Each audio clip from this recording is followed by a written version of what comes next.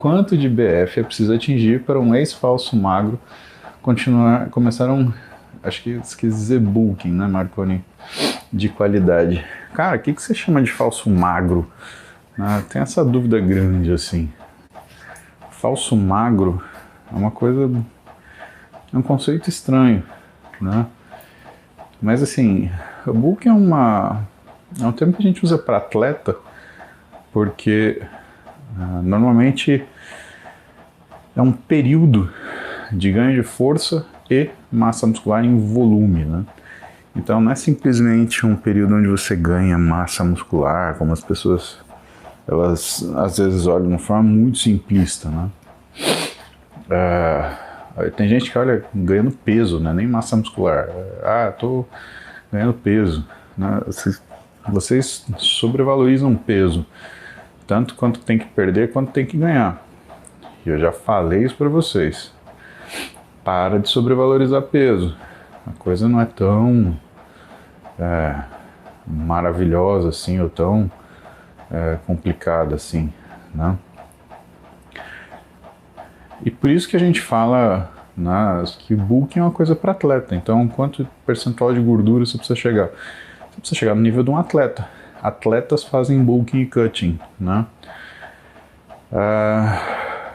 Quanto mais inexperiente o atleta, ou quanto mais inábil o atleta, né, mais ele faz ganhos extremos e perdas extremas. Por que eu digo isso? Porque quanto mais você trabalha nos extremos, mais você arrisca perder massa muscular, mais você arrisca a ganhar grandes quantidades de gordura.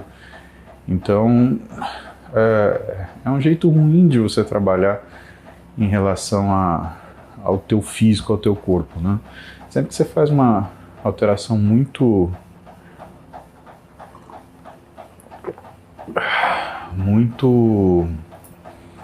drástica, né, você corre risco do colateral daquela alteração. Então, só uma ideia, Marconi, quanto um atleta tem de percentual de gordura antes de começar um bulking. Normalmente ele faz isso pós-descanso, pós-competição, ele está lá no físico de 10, 11% e vai tentar ganhar peso sem variar esse percentual, que é outro erro que as pessoas acabam assumindo, né, que o bulking ele é um ganho de peso, bom dia myself, a qualquer custo. E na verdade, não. O bulking, né, bem feito, ele é um ganho de peso controlado, né? Se você perguntar como que os nutricionistas que têm uma veia esportiva mais forte, eles trabalham isso, eles trabalham titulando o aumento de caloria. Então ele vai, por exemplo, vai fazer um aumento de 100 quilocalorias por dia por semana, né, intercalado com um dia onde ele está em isocaloria. Então, deixa eu dar um exemplo para você entender. Se você for aumentar a caloria de uma vez, uma coisa eu te garanto, você vai aumentar sua resistência periférica à insulina. E aí você vai ganhar peso rápido, mas você vai engordar pra caramba, tá? Então, o que o nutricionista que trabalha, tem mais afinidade com essa parte de fitness, né, de musculação, de fisiculturismo, ele costuma fazer? Ele tem uma dieta base, por exemplo, 3.000 calorias, né? E ele vai seguir nessa dieta base, aumentando, por exemplo, um dia ele faz 3.100, volta para 3.000. No outro dia, então, 2 dias. No outro dia, ele faz 3.200, aí ele volta para 3.000. Aí ele faz 3.300 e volta para 3.000.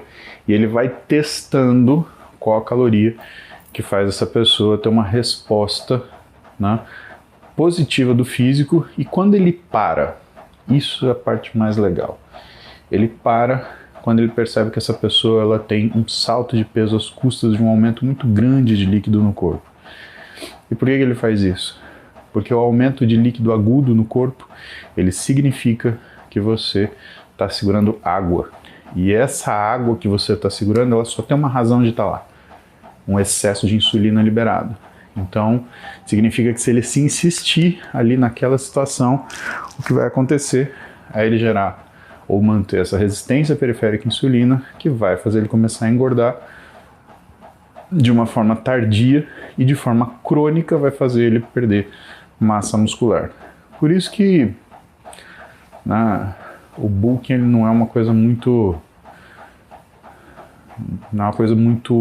fácil de você trabalhar, né? E por isso que eu falo para vocês, cara, não tenta copiar o que atleta faz, tá? Porque o atleta de fisiculturismo ele tem uma série de situações condicionais, uma série de senões que fazem com que a vida dele seja muito especial. Eu indico vocês, cara, já sei o que eu vou fazer. Essa semana eu vou ver se eu combino com algumas pessoas para entrar na live. O Renato, o Júlio, né? O Felipe Franco. Por quê? Esses 3 caras, eles são atletas profissionais de fisiculturismo, né? E o que é muito interessante, eles não têm uma vida de atleta típica, eles têm obrigações de trabalho que são além do esporte. Bom dia, Thaís. Então, o que acontece? Eu acho importante que vocês escutem o que é a experiência, por exemplo, do Renato, que é um executivo, do Júlio, que é um profissional do esporte e que trabalha no esporte também. Ele trabalha em consultório e ele ainda trabalha gerando conteúdo para vocês. E ainda tem o Felipe Franco, que trabalha, né, em relação, que é um profissional do esporte, mas que hoje ele está trabalhando em um cargo executivo público, né? Então, o que acontece?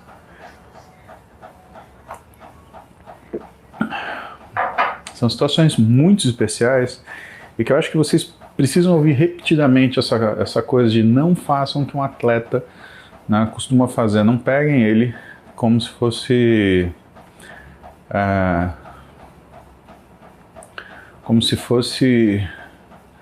um modelo para você seguir, porque não dá, sabe? É complicado, tá?